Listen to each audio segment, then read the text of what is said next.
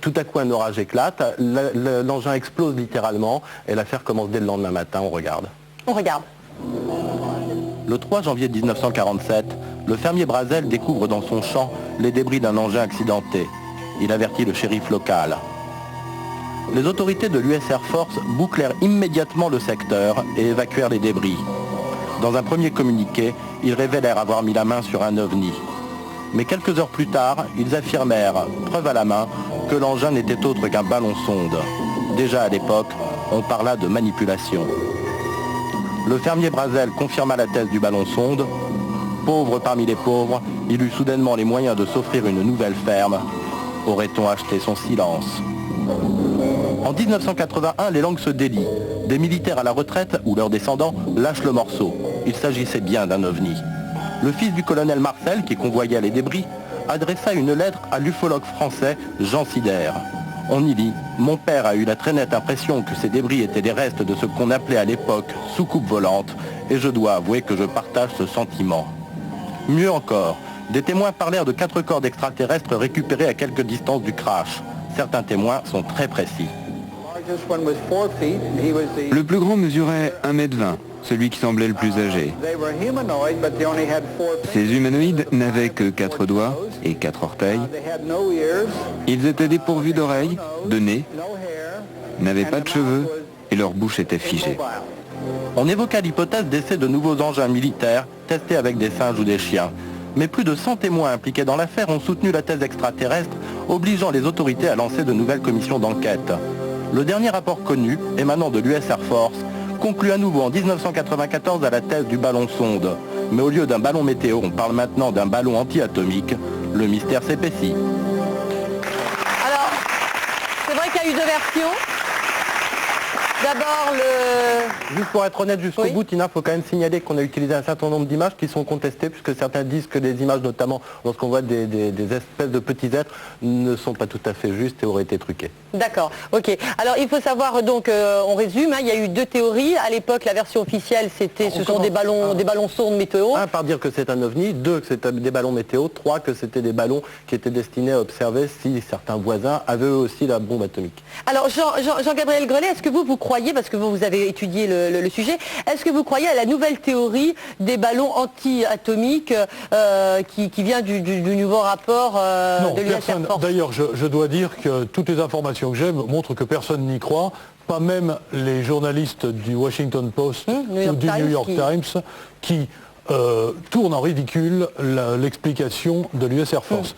Ce que je voudrais dire, il est pour l'instant extrêmement... Pas ridicule, hein, n'exagérons pas. Hein. Non, mais enfin disons, prennent avec beaucoup d'ironie... Le New York Times dit textuellement, Roswell a été le plus gros des secrets du gouvernement. Il ne dit pas qu'il y a eu des extraterrestres. Hein. Non, il dit absolument. qu'il y a eu secret. Mais encore une fois, il est beaucoup trop tôt, si l'on veut, pour parler d'extraterrestres. Par contre, il serait peut-être un petit peu important qu'on étudie et qu'on parle des documents indiscutables qui existent. Parmi ces documents, nous avons des conclusions de l'Air Material Command le 23 septembre 1947, qui sont ou qui ne sont pas reliés à l'affaire de Roswell. En tout cas, nous avons, sous la signature du général Twining, une conclusion absolument définitive quant à l'existence matérielle des disques volants. Donc, le général Twining, loin d'être enfermé dans un asile à la suite de cette déclaration signée, a eu une carrière absolument éblouissante et 10 ans après, était chef d'état-major de l'armée de l'air. Bon, mais ça c'est un premier point. Oui. Mais il y a ensuite, depuis 1953, des réglementations extrêmement précises quant à la façon de rapporter les observations en vol faites par les militaires.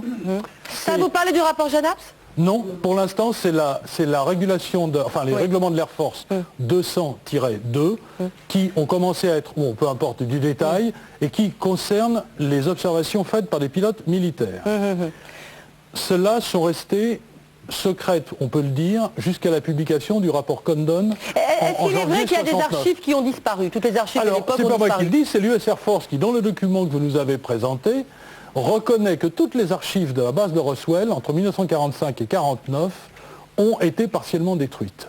C'est extrêmement troublant, venant à la suite de cette expérience, mais pour l'instant, ce n'est rien d'autre que troublant. Ce que je veux simplement dire en plus, et ça c'est un petit peu pour notre camarade, j'ai découvert au cours de mes recherches que depuis 1953, une réglementation qui s'adresse principalement aux pilotes civils et aux commandants civils de bateaux, JANAPS 146, le rapport JANAPS, donne dans le moindre détail les méthodes à utiliser pour transmettre des informations concernant les ovnis, et que ces informations sont classées au moins aux États-Unis et au Canada, Service, CIRVIS, c'est-à-dire que ce sont des informations vitales pour la sécurité des deux pays.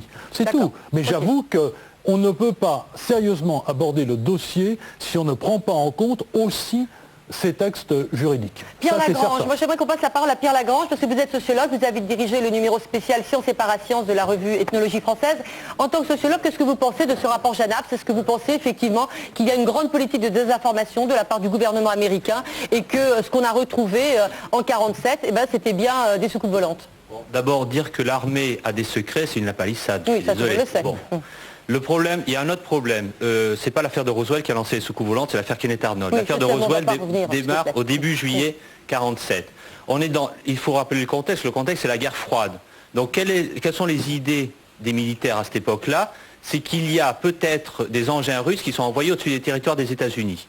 Et dès septembre 1947, il va y avoir certains militaires qui vont penser effectivement qu'il y a peut-être des extraterrestres. Simplement, M. Grélé, c'est pas une conclusion, c'est une opinion. C'est très différent. Oh, je n'ai même pas parlé d'extraterrestres. Non, vous avez parlé de la lettre de Twinning de septembre 1947. La réalité des disques est affirmée. Voilà, la réalité des disques, mais il dit bien c'est l'opinion de l'ANC. C'est pas une conclusion.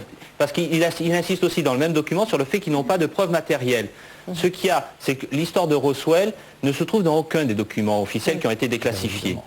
Donc, si cette affaire a concerné quelque chose de très bizarre, elle a été incluse dans d'autres... elle a circulé d'une autre manière dans d'autres bureaux militaires.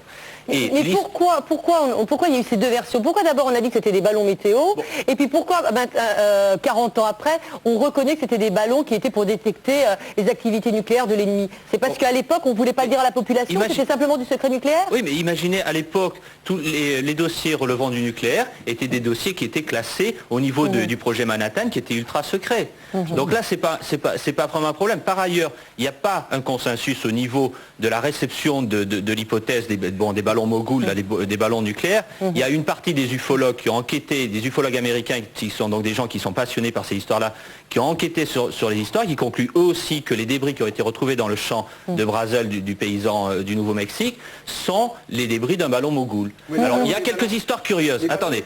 Sont faits quel Alors voilà, le problème c'est qu'il faut s'imaginer ce que c'est que les ballons du programme Mogul. Ce sont des trains de ballons qui peuvent faire 200-300 mètres de haut. C'est des trucs gigantesques. On commençait à utiliser du polyéthylène à l'époque. Oui, mais c'est pas du métal.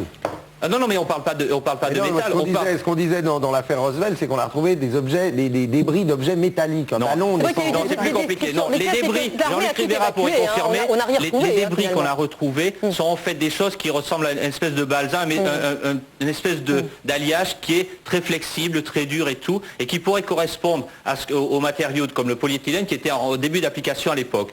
Mais bon, là, on est sur des histoires de souvenirs qui ont des dizaines d'années, c'est très difficile de classer. Tout à fait. Voilà.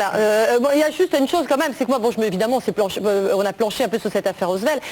Vous avez par exemple Monsieur Jean Sider, que vous connaissez très très bien. Lui, il avance quand même dans son bouquin qu'à cette grande époque qui était l'époque de la guerre froide, et bien en fait la guerre froide c'était quand même écran de fumée, et qu'il y avait les Américains et les Russes qui étaient main dans la main pour lutter contre une attaque éventuelle extraterrestre.